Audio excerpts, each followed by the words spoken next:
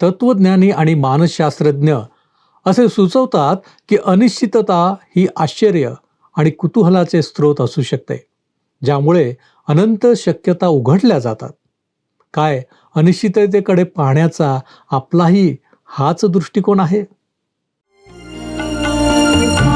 उपासना उपासना उपासना उपासना प्रभुजी करो उपासना प्रभुजी करो उपासना उपासना उपासना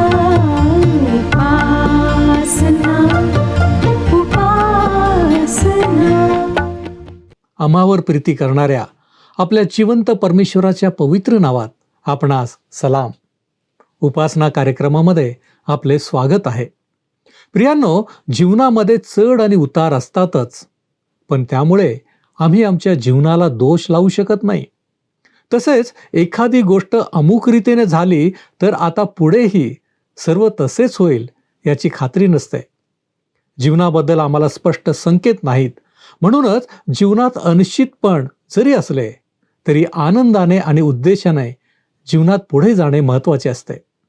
प्रियांनो, आजच्या अध्ययनात आपण जीवनातील अनिश्चितता पाहत असताना तसेच शहाणपण आणि मूर्खपणाची तुलना करणारी नीतिसूत्रेही पाहणार आहोत. तर मग चला प्रियांनो, आपण आपल्या अध्ययनाची सुरुवात करूया. उपदेशकाचे पुस्तक 9 अध्याय 1 ते 6 वचनांवर आम्ही विचार केला आहे. आज 7व्या वचनापासून पुढे आम्ही आपले अध्ययन करणार आहोत. 7वं वचन सांगतं, जा, तू आनंदाने आपली भाकरी खा, हर्षभराने आपला द्राक्षरस पी, कारण देवाचा तुझ्या कृत्यांवर प्रसाद झाला आहे.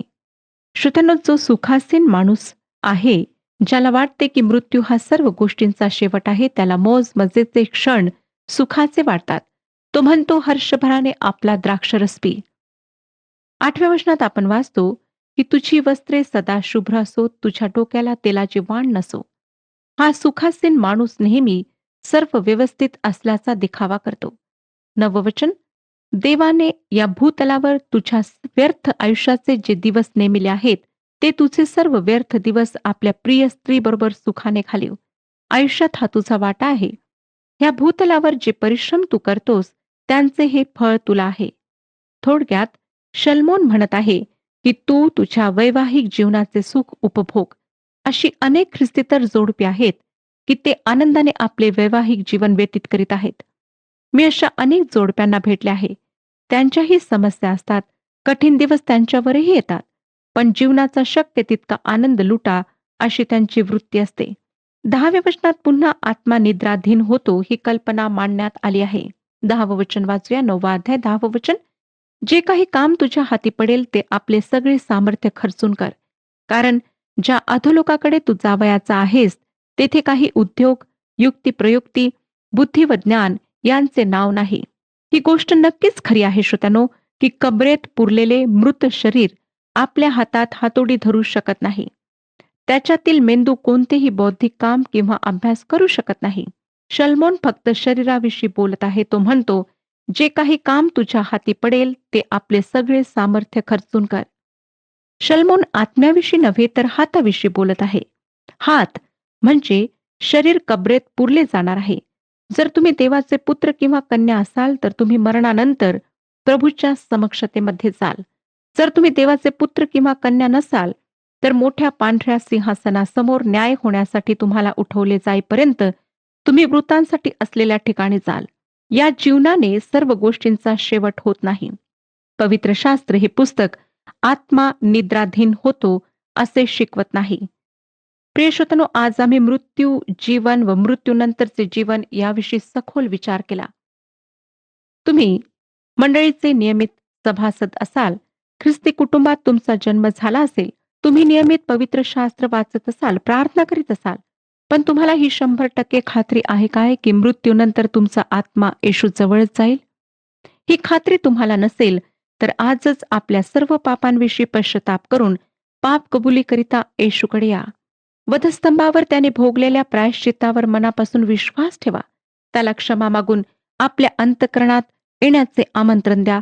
तो तुम्हाला पापक्षमेची खात्री व सार्वकालिक जीवनाची आशा देण्याकरिता या क्षणीही उत्सुक आहे. निर्णय तुमच्या हातात आहे. 11वं वचन सांगतं की मी परत येऊन भूतलावर आणखी पाहिले तो वेगवानास शर्यतीत यश व विरासच युद्धात विजयश्री मिळते असे नाही. शहाण्यालाच अन्न व समंजसालाच धन मिळते व ज्ञात्यांवरच अनुग्रह होतो असे नाही, तर सर्व कालवश व दैववश आहेत. या वचनात शल्मोन सामाजिक अन्याय व अल्पसंख्य समूहांविषयी बोलत आहे. या ऐहिक वृत्तीच्या माणसाचे निरीक्षण त्याचे मत असे बनवते की जीवन हे काळ व संधी यांच्यानुसार घडते. ते एका मोठ्या जुगाराशिवाय किंवा लॉटरीशिवाय दुसरे काही नाही. तुम्ही काळे असाल तर तुम्हाला तुमच्या समस्या आहेत. तुम्ही गोरे असाल तर तुम्हाला तुमच्या समस्या आहेत. हा सर्व भाग्याचा खेळ आहे आणि त्याविषयी तुम्ही काहीही करू शकत नाही असा विचार शल्मोनाने येथे मांडलेला आहे. 12व्या वचनात तो म्हणतो, कारण मनुष्याला स्वतःवर येणारा प्रसंग कळत नाही. अपायकारक जाळ्यात सापडणाऱ्या माशाप्रमाणे, पाशात अडकणाऱ्या पक्षाप्रमाणे मानवपुत्रावर अनिष्ट कालपाश अकस्मात पडतो. त्यात ते सापडतात. श्रोत्यांनो, जर काळ व संधी आमचे जीवन नियंत्रित करणारे असतील तर जाळ्यात सापडलेल्या माशाप्रमाणे तुम्ही असहाय्य होता. हा खरोखर एक भयंकर दृष्टिकोन आहे. माणूस दैव म्हटलेल्या राक्षसाच्या हातातले एक खेळणे आहे आणि त्याच्या हातातून निसटण्याचे, स्वतंत्र होण्याचे त्याचे सर्व प्रयत्न निष्फळ आहेत असे अनेकांना वाटते. एका लेखकाने आपल्या एका सुप्रसिद्ध कादंबरीतल्या एका महत्वाच्या पात्राचा दृष्टिकोन हाच बनवला. हे पात्र म्हणते, अनिवार्य नियतीचे गरगर फिरणे जीवाने सहन करायचे असते आणि तेही हिमालया एवढ्या सहनशीलतेने. हा दैववाद, हा भयंकर निराशा आणणारा दृष्टिकोन माणसाने वेगवेगळ्या नावाने ओळखला आहे. स्थितप्रज्ञ देखील याच वृत्तीचे आहेत. जीवनाचे सर्व आघात अचलपणे सामर्थ्याने पेलायचे, जीवनाच्या संघर्षांना धैर्याने तोंड द्यायचे असे ते म्हणतात. तर जग हे माया आहे असे समजणारे सर्व दुःखाची जबाबदारी टाळतात. पण सर्वांच्या मुळाशी एकच ठाम मत असते की माणूस हा दैववश व कालवश असतो. हे लोक अपघाताविषयी निर्विकार होऊन म्हणतात, जर माझ्या विमानाला अपघात व्हायचा असेल तर होईल. माझी मरण्याची पाळी आली तर त्याविषयी मी काय करू शकतो. वरवर निर्विकारपणा किंवा स्थितप्रज्ञता या वाक्यात दिसते, पण त्याच्या मुळाशी सूर्याखाली जगणाऱ्या माणसाचे हे दुःखद तत्वज्ञान आहे की माणूस जाळ्यात अडकलेल्या माशाप्रमाणे असहाय्य आहे. अशा माणसाजवळ जीवनाविषयी दुसरे कोणतेही स्पष्टीकरण नाही. हा दैववाद त्याला स्वीकारण्याशिवाय दुसरा पर्याय नाही. आता पुढच्या काही वचनांमध्ये शल्मोन एक दाखला सांगत आहे. आपण तो वाचूया. 14वे वचन. एक लहानसे नगर होते, त्यात थोडेच लोक होते. त्यावर एका मोठ्या राजाने चढाई करून त्यास वेढा दिला व त्याच्यासमोर मोठाले मोर्चे लाविले. साम्यवादाचा पुरस्कार करणाऱ्यांनी हा दाखला ऐकायला हवा. त्यांना पददलितांचे ओझे दूर करावयाचे आहे काय? अल्पसंख्य समूहाचा बचाव करायचा आहे काय?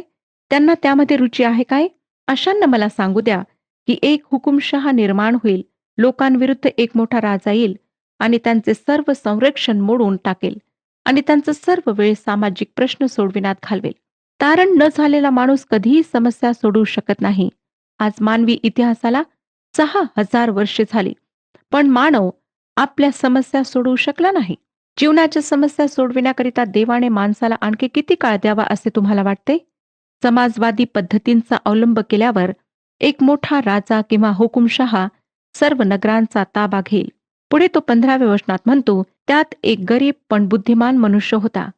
त्याने आपल्या बुद्धिबलाने त्या नगराचा बचाव केला, पण त्या गरीब मनुष्याचे स्मरणही कोणाला राहिले नाही. तारण घेऊन येणारा हा माणूस ज्ञान होता आणि ज्ञानाचे दुसरे नाव ख्रिस्त आहे. तो या पृथ्वीवर गरिबीमध्ये आला.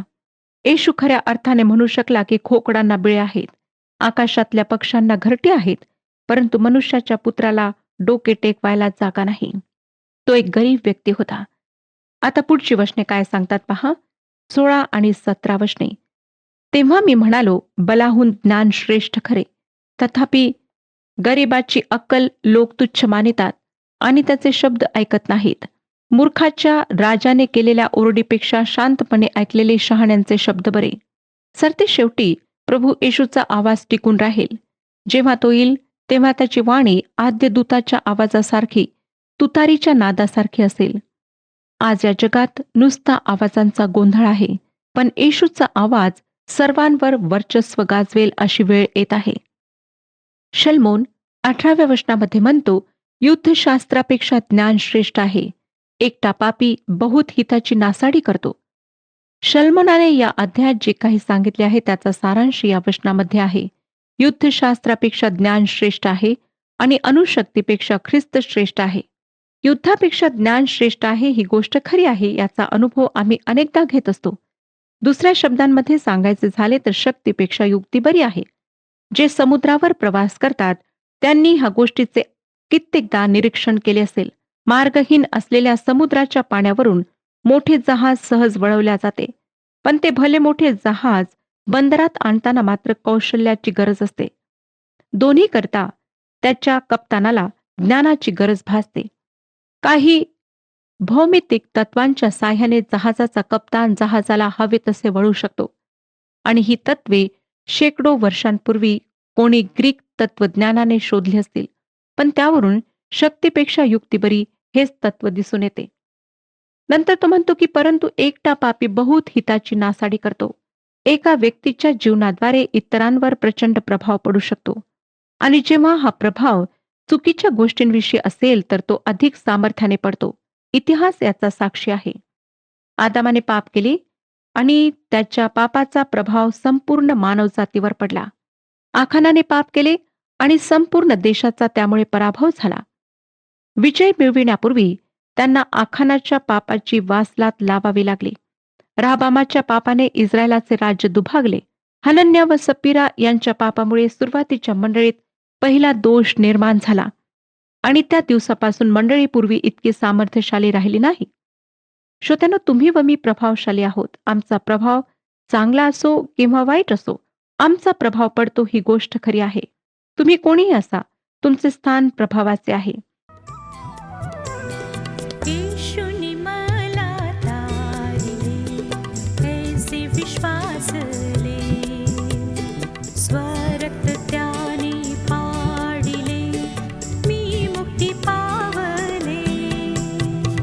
येशूनी मला तारिले, ऐसे विश्वासले, स्वरक्त त्याने पाडिले,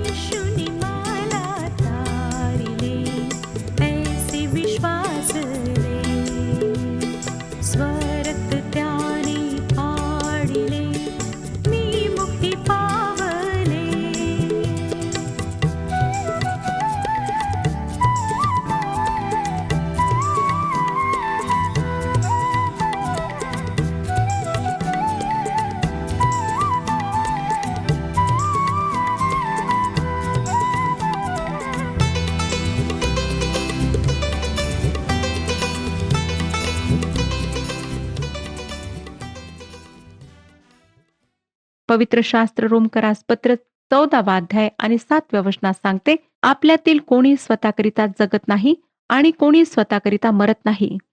प्रत्येक व्यक्ती उपदेशक आहे, शिक्षक आहे आणि तसे असण्यापासून कोणी स्वतःला रोखू शकत नाही. देवाशिवाय नीतिमान जीवन जगण्याचा दावा करणारा माणूस फार धोकादायक आहे. तो लोकांना देवाकडे जाण्यापासून रोखतो. तो एक अडखण असा आहे, कारण मी जसा जगतो तसे तुम्ही जगा, मी देवाशिवाय जगतो, मी फक्त चांगल्या गोष्टी करतो, असा या माणसाचा संदेश असतो. तुम्ही कोणी असा श्रोत्यानो, तुम्ही एक उपदेशक आहात. तुमचे परिचितांचे स्नेहांचे वर्तुळ छोटेसेच असेल, पण तुम्ही कोणावर तरी प्रभाव टाकत आहात. तुम्ही तुमच्या स्वतःच्या घरात उपदेशक आहात यावरून मला एक गोष्ट आठवते. एक माणूस आपली दारूची बाटली आपल्या कोठारात लपून ठेवत असे आणि रोज सकाळी तेथे जाऊन दारूचा एक घोट घेण्याची त्याची सवय होती. एकदा एका सकाळी बर्फ पडत असताना तो त्या गोठ्याकडे गेला, पण यावेळेस आपल्या मागे कोणीतरी येत आहे असे त्याला जाणवले. तो मागे वळला आणि आपला छोटा मुलगा आपल्या मागे येत असल्याचे त्याने पाहिले. त्याचा मुलगा आपल्या वडिलांच्या पावलांवर पाऊल टाकून त्या बर्फाच्छादित मार्गावरून येत होता. त्या मुलाच्या वडिलांनी त्याला विचारले, "मुला, तू काय करीत आहेस?" यावर तो मुलगा म्हणाला, "बाबा, मी तुमच्या पावलांवर पाऊल टाकीत आहे." त्या माणसाने आपल्या मुलाला घरी पाठवले. मग तो कोठाराकडे आतमध्ये गेला आणि त्याने ती दारूची बाटली फोडून टाकली.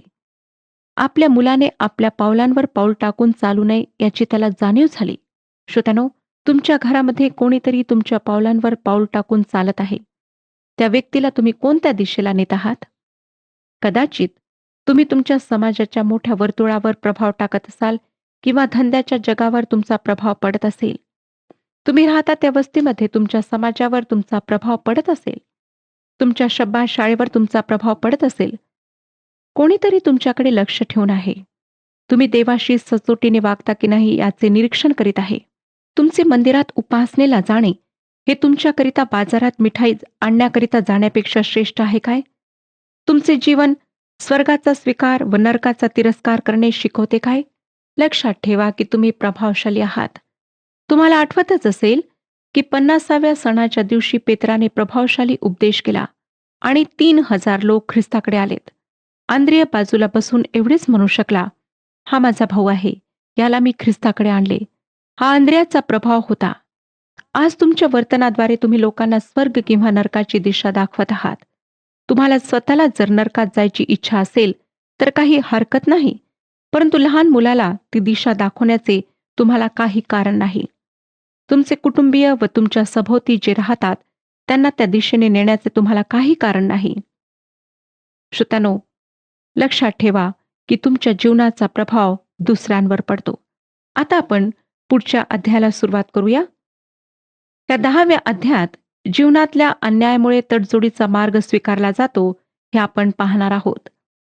उपदेशकाचे पुस्तक 10वा अध्याय 1 वचन सांगतं, "गंध्याच्या तेलास मरून पडलेल्या माशामुळे दुर्गंधी येते व ते नासून जाते, तसा अल्पमात्र मूर्खपणाचा पगडा अक्कल व प्रतिष्ठा यावर बसतो." श्रोत्यांनो, जीवनामध्ये या सत्याची अनेक उदाहरणे पाहायला सापडतात. शहरातली एक मौजेची रात्र मृत्यूला जवळ करणारा रोग ओढून आणते. एकदा एका माणसाने आपल्या देवाच्या सेवकाला सांगितले की मी एका ख्रिस्ती घरात वाढलो आणि मी फारसा बाहेर राहिलो नाही, पण मी घरापासून दूर ठिकाणी असलेली नोकरी स्वीकारली.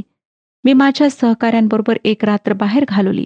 ती एकच रात्र मी घराबाहेर काढली आणि त्या रात्री मला गुप्त रोगाची बाधा झाली. त्यामुळे मला माझा विवाह अनेक वर्षे पुढे ढकलावा लागला. एका सुंदर सुस्वभावी मुलीशी झालेली मागणी मोडावी लागली. होय श्रोत्यानो, गंध्याच्या सुगंधी तेलात पडलेली एक माशी सर्व तेलाची नासाडी करते. एखादी आई मुलाला शहाणपण शिकविण्यास 25 वर्षे खर्च करते, पण एक तरुणी त्याच्या जीवनात प्रवेश करते व 5 मिनिटांमध्ये त्याला मूर्ख बनवते. छोटी चूक, थोडा मूर्खपणा, पण तिचे परिणाम किती भयानक. ती एक गोष्ट एखाद्याचे आयुष्य नासवून दुसऱ्यांचेही जीवन उद्ध्वस्त व खराब करू शकते. दुसरं वचन सांगतं, सुज्ञानाचे हृदय त्याच्या उजव्या हातास आहे, परंतु मूर्खाचे हृदय त्याच्या डाव्या हातास आहे. उजवा हात हा सामर्थ्याचा हात असतो. सुज्ञानाचे हृदय त्याच्या उजव्या हातास असते याचा अर्थ तो जे काही करतो ते सर्व हृदयाने करतो. तो ते नाखुशीने करीत नाही. मूर्खाचे हृदय त्याच्या डाव्या हातास असते. तो जे काही करतो ते पूर्ण मनाने करीत नाही. तुम्ही जे काही करता श्रोत्यांनो, ते आपल्या पूर्ण मनाने करा. जर तुम्ही देवाची सेवा करीत असाल तर ती उत्साहाने व आनंदाने करा. ख्रिस्ती जीवन कंटाळवाणे बनवू नका. ते यथार्थ जगण्यास पात्र बनवा. तुम्ही जे काही करता ते उत्साहाने करा. 3रं वचन सांगतं, होय, जो मूर्ख आहे तो मार्गात चालतानाही त्याची बुद्धी उणी पडते आणि मी मूर्ख आहे असे तो प्रत्येकाला सांगतो. मूर्खाला आपल्या कपाळावर मी मूर्ख आहे अशी पट्टी चिटकवण्याची गरज नाही. ते सांगण्यासाठी त्याला फक्त एकच गोष्ट करायची असते आणि ती म्हणजे आपले तोंड उघडणे. कधीकधी तोंड न उघडताच तो स्वतःचा मूर्खपणा सिद्ध करतो. समाजाच्या सभांच्या वेळेला जेव्हा लोक एकानंतर एक असे बोलायला उठतात, तेव्हा त्यातील कोण मूर्ख आहे हे लगेच समजते आणि हा मूर्ख माणूस तो कोण आहे हे सर्वांना सांगतो. 4थं वचन, तुझवर अधिपतीचा क्रोध झाला तर आपली जागा सोडू नको, कारण शांतीने मोठी मोठी पापकर्मे टळतात. सूर्याखाली जीवन जगणारा माणूस शांती करण्यासाठी अधीन होण्याची भूमिका घेतो. थोडक्यात तडजोडीचे तत्व तो आत्मसात करतो. 5 आणि 6 वचने, भूतलावर मी एक अनिष्ट पाहिले, ते अधिपतीच्या चुकीने होते असे मला दिसले. ते हे की मूर्खत्व अतिप्रतिष्ठित स्थानी स्थापित होते आणि श्रीमंतास नीच स्थानी बसावे लागते. ही एक गोष्ट आमच्या जगात व युगात घडत आहे. पापाला उच्च दर्जा देण्यात आला आहे. एक काळ असा होता की पाप अतिशय खालच्या पातळीवर होते. ते अतिशय गलिच्छ घाण समजल्या जात असे. दुर्गंधी असलेले अतिशय किळसवाणे समजल्या जाई. पण आता त्याला चौकामध्ये आणण्यात आले आहे. मोठ्या सन्मानाची जागा, महत्वाची जागा पापाला देण्यात आली आहे. दूरचित्रवाणीवर पापाला महत्वाची जागा देण्यात आली आहे. 7व्या वचनामध्ये तो म्हणतो, चाकर घोड्यांवर बसताना व सरदार चाकराप्रमाणे जमिनीवर पायी चालताना मी पाहिले. आजचे जग असे आहे श्रोत्यांनो, की तुम्ही कितीही कठोर परिश्रम केले, खूप अभ्यास केला, तरी तुम्हाला यश मिळेलच याची खात्री नाही. तुमच्या शेजारच्या मूर्खाचे भाग्य उजळेल व तो लाखोंचा वारस बनेल. अनेकदा हाच मूर्ख घोड्यावर बसतो व सरदार चाकराप्रमाणे पायी चालतो. आजकाल देणग्या देऊन वैद्यकशास्त्र व तंत्रज्ञानशास्त्र यांच्या महाविद्यालयात प्रवेश मिळविणे अशीच एक बाब आहे. अत्यंत हुशार, लायक पण गरीब विद्यार्थी तेथे प्रवेश मिळवू शकत नाहीत. पण अपात्र आणि श्रीमंत भरपूर देणग्या देऊन या महाविद्यालयांमध्ये प्रवेश मिळवतात. मला वाटतं की ही एक समाजाला लागलेली कीड आहे. 8वं वचन, जो खाच खणतो तोच तिच्यात पडेल आणि जो कुंपण मोडतो त्याला सर्प डसेल. ही गोष्ट आम्हाला सर्वत्र आढळते. प्रत्येकजण आपल्या कुकृत्यांचे फळ भोगतो आणि कोणाला जर असे वाटत असेल की तो पाप पचवू शकेल आणि विशेष म्हणजे ती व्यक्ती जर देवाचा पुत्र किंवा कन्या असेल तर तिचा तो विचार मूर्खपणाचा आहे. त्या पापाची शिक्षा परमेश्वर लगेचच देणार नाही, पण तुम्ही वाट पहा आणि सरते शेवटी परमेश्वर न्याय करतो हे तुमच्या लक्षात येईल. नंतर 9वं वचन पहा, धोंडे फोडणाऱ्याला त्यापासून इजा होते, लाकडे तोडणारा त्यामुळे धोक्यात येतो. या आधीच्या वचनात जे सांगितले आहे त्याचीच ही पुनरावृत्ती आहे. त्या काळात धोंडे फोडणे म्हणजे जमिनीवर असलेल्या सीमारेषेच्या खुणा काढून टाकणे होते. म्हणजे अशा प्रकारे जो जबरदस्तीने किंवा गुपचूप दुसऱ्याच्या मालमत्तेवर अतिक्रमण करतो त्याला ते पाप पचणार नाही. असल्या कृत्याने तो स्वतःवरच धोका, संकट ओढून घेतो. माणूस जे काही पेरतो त्याचीच तो कापणी करतो. याच कारणासाठी आम्ही आमच्यावर झालेल्या अन्यायाचा बदला सूड घेऊ नये असे प्रभूने आम्हाला सांगितले आहे. कारण तो म्हणतो, सूड घेणे माझ्याकडे आहे, मी फेड करेन. परमेश्वर प्रत्येकाचा हिशोब चुकता करेल. नंतर 10वं वचन, जर शस्त्र बोथटले आणि कोणी धार न लावली तर अधिक बळ लावावे लागेल, परंतु कार्य साधण्यासाठी ज्ञान उपयोगी पडते. जर कुदळ बोथट झाली असली तर तिला धार लावणे आवश्यक ठरते, पण तसे करण्याची तुम्हाला जाणीव व्हायला पाहिजे. बोथट कुदळीने खणणे अवघड बनते. दुर्दैवाने ही गोष्ट अनेक लोक करीत नाहीत. श्रोत्यांनो, नंतर 11वं वचन पहा काय सांगतं, सर्पावर मंत्र प्रयोग होण्यापूर्वी तो डसला तर पुढे मांत्रिकाचा काही उपयोग नाही. हे वचन समजण्याकरिता आम्हाला पौर्वात्य देशामधल्या प्रथा समजून घेणे आवश्यक आहे. स्तोत्रसंहिता 58 अध्याय 4 आणि 5 ही वचने सांगतात, त्यांच्या ठाई सर्पाच्या विषासारखे विष असते, जो बहिरा जोगी साप आपले कान झाकतो त्यासारखे ते आहेत. मांत्रिक कितीही निपुणतेने मंत्र घालू लागले तरी तो त्यांचा शब्द ऐकत नाही.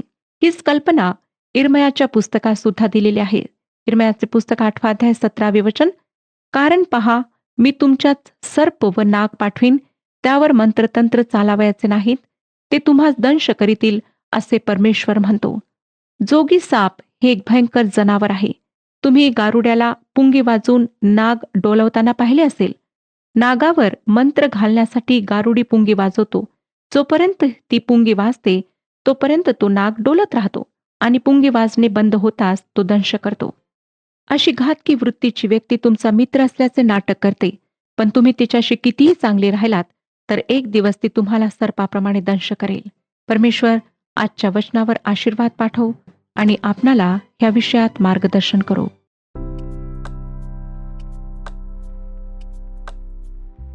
मागील कार्यक्रमातील प्रश्नाचे उत्तर आहे ए.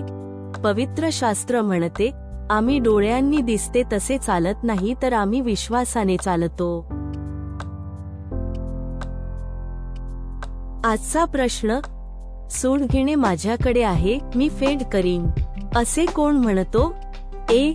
उपदेशक, बी. स्तोत्रकर्ता, सी. सुज्ञ माणूस, डी. प्रभू.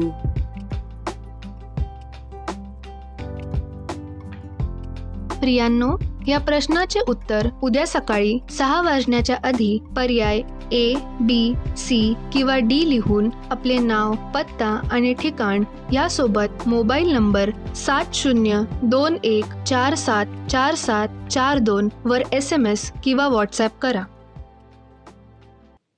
प्रियांनो, आम्ही पाहिले की शहाणपण जरी शक्तीपेक्षा श्रेष्ठ असले तरी अनेकदा दुर्लक्षित आणि अविस्मरणीय असते. मूर्खपणा ज्ञानी आणि आदरणीय व्यक्तीची प्रतिष्ठा खराब करू शकतो. म्हणूनच आम्ही प्रत्येकाने जे काही करायचे आहे ते सर्व शक्तीनिशी करण्याकडे आमचा कल असावा.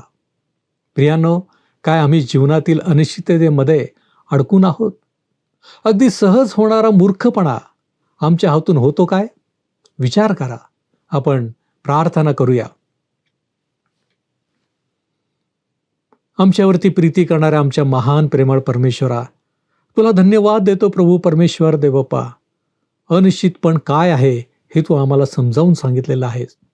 परंतु प्रभूजी, जरी आमच्या जीवनामध्ये असे प्रसंग असले तरी देखील आम्ही केवळ तुझ्यावरती विसंबून राहावं ही तुझी इच्छा आहे. आणि म्हणूनच प्रभू परमेश्वरा, आज आम्ही तुला विनंती करतो, प्रार्थना करतो की प्रभू येशूवरती पूर्णपणे विसंबून राहण्यासाठी तू आम्हाला सहाय्य कर, तू आम्हाला मार्गदर्शन कर. प्रभूजी, तुझं मार्गदर्शन आमच्यासाठी अत्यंत आवश्यक आहे. आणि जेव्हा आम्ही त्याप्रमाणे आमच्या जीवनामध्ये वागतो, चालतो, बोलतो, आम्हा प्रत्येकाचं जीवन आशीर्वादित बनतं. होय बापा, आणि म्हणूनच आम्ही आमचं लक्ष तुझ्याकडे लावलेलं आहे. तू आमचा ताबा घे, तू आमचा स्वीकार कर. येशू ख्रिस्त आमचा प्रभू याच्याद्वारे ही प्रार्थना विनंती करतो, म्हणून तू ऐक. आमेन. जीवनाचा प्रकाश प्रभू येशू याला अनुसरण्याचा प्रयत्न करा. प्रभू आपणास सहाय्य करो.